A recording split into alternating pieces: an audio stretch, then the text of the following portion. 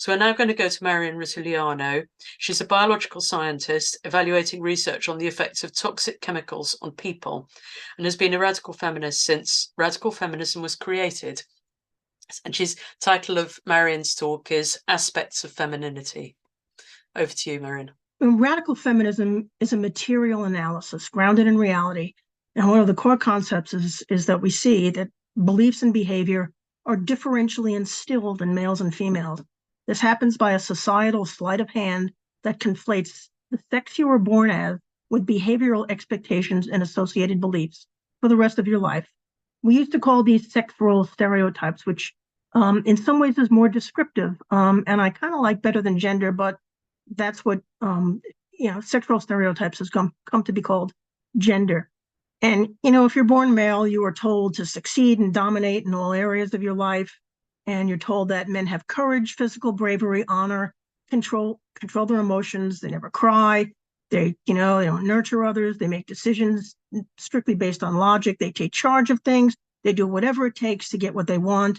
And male newborns get little blue hats in the hospital nursery on top of all that. If you're born female, besides the little pink hat in the hospital nursery, your choices in life are constrained to some degree, depending upon where in the world you're born and your personal circumstances, your family, your religion, and so forth.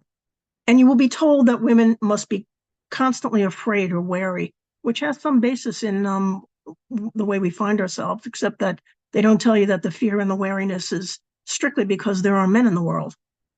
That you're also told that you should always put others first, that it's okay to cry. In fact, you'll be told that you can't control your emotions, and this will make you unfit for certain jobs and roles in society because you'll make decisions based on emotions. You'll be told that you need men to protect you, and again, they won't tell you that you need protection from other men. And you'll be told that you will find your greatest fulfillment as a wife to a man and a mother, and that you will instinctively be nurturing and empathetic. How does all this get apportioned out so thoroughly based only on the sex of a newborn, long before there's any inkling of a child's personality, talents, and interests? There's no credible evidence that any of these things are innate or fixed at birth, and I make a living evaluating the validity of research studies. So if somebody has a study that, or a body of work of studies that can show me how this is innate, please, I'll take a look at it.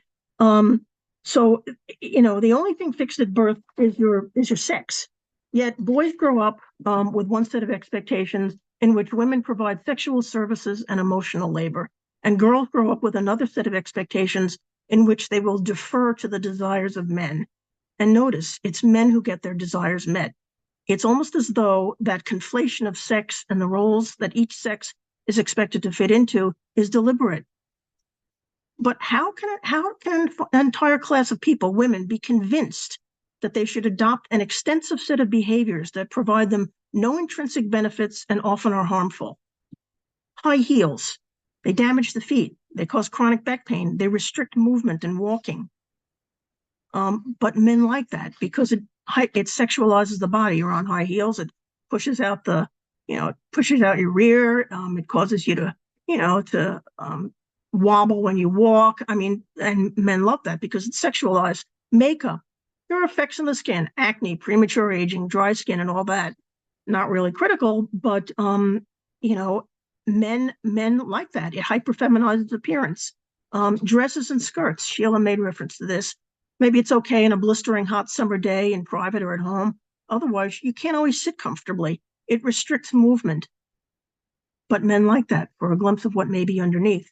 Shaving, legs and armpits. If you're completely hairless, that's like being a baby. It's pretty pedophilic. And the behaviors mentioned that you're taught. Smiling. You smile and you're sweet, even when you don't feel like smiling. You have to be, deferential and not take charge, even when you're the most qualified. But if you have to take charge, you have to make sure men feel like they're more important than they are to whatever it is. So women will say with all this, like, I have agency. I can choose. I choose for me. No one tells me what to do. Decisions are not made in a vacuum, never made in a vacuum. Every woman makes decisions in the context of being a woman in the class of women, all of us. Radical feminists have recognized this, and it's painful to acknowledge, and most women don't even see it. Marilyn Fry wrote many years ago that consider a bird cage. You know, if you think you have total freedom, consider a bird cage. If you look very closely at just one wire in the cage, you cannot see the other wires. If your conception of what is before you is determined by this myopic focus, you could look at that one wire up and down the length of it and be unable to see why a bird would not just fly around the wire anytime it wanted to go somewhere. Furthermore, even if one day at a time you myopically inspected each wire, you still could not see why a bird would have trouble going past the wires to get anywhere. There is no physical property of any one wire, nothing that the closest scrutiny could discover that will reveal how a bird could be inhibited or harmed by it, except in the most accidental way. It is only when you step back, stop looking at the wires one by one microscopically, and take a macroscopic view of the whole cage that you can see why the bird does not go anywhere. And then you will see it in a moment. It will require no great subtlety of mental powers.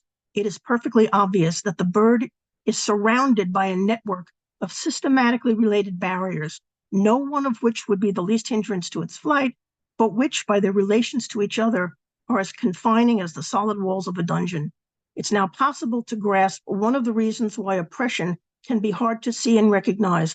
One can study the elements of an oppressive structure with great care and some good will without seeing the structure as a whole, and hence without seeing or being able to understand that one is looking at a cage and that there are people there who are caged, whose motion and mobility are restricted, whose lives are shaped and reduced. Pretty good stuff. So when you're told all these things that, you know, you're born a girl and you're told all these things that you have to be and that you have to do, this is where it gets personal. Who told you all those things? And you don't have to tell me now. The only person who has to know about this is you. Who told you all these things? Where and when do you first remember hearing that you should do all this stuff? Think about it.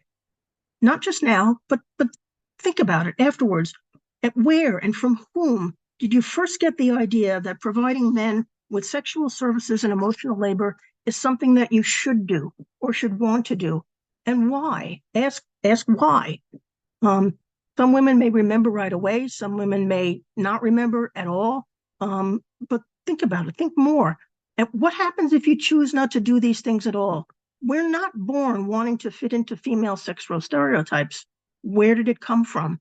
And there was reference in the chat to, during the pandemic, makeup sales fall off, to the mental experiment of like, you're on a desert island, for the rest of your life, and you've got makeup and razors to shave with. It's like, are you going to do any of that stuff?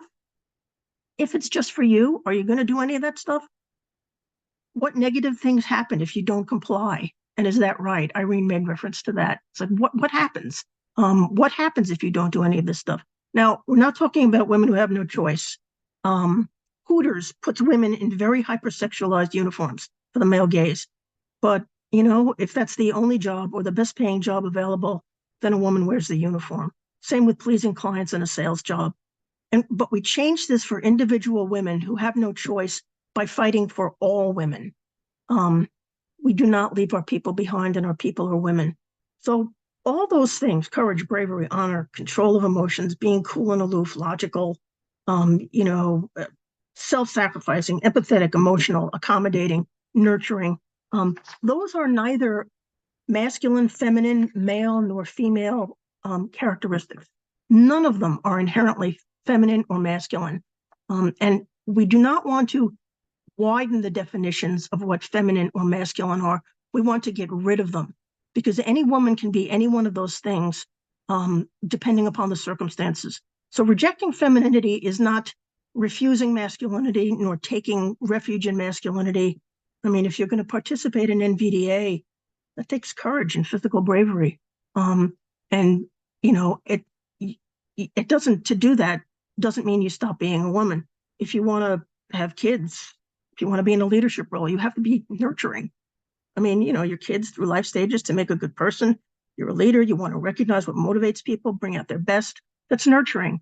And you don't do that because you're a woman. You do that because that's what's appropriate to the situation. So women go through, a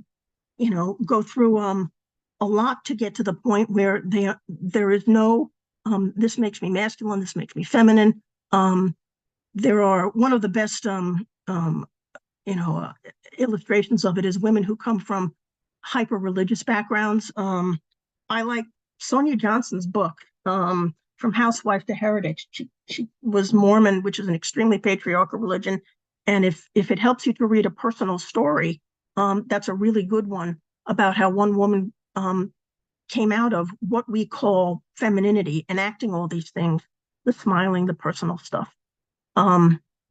So, and the whole trans thing and the whole gender ideology thing, all it's doing is taking what we view as traditional femininity and, versus masculinity, and making it a system that is the way that a lot of men get off. So that's really all I have to say.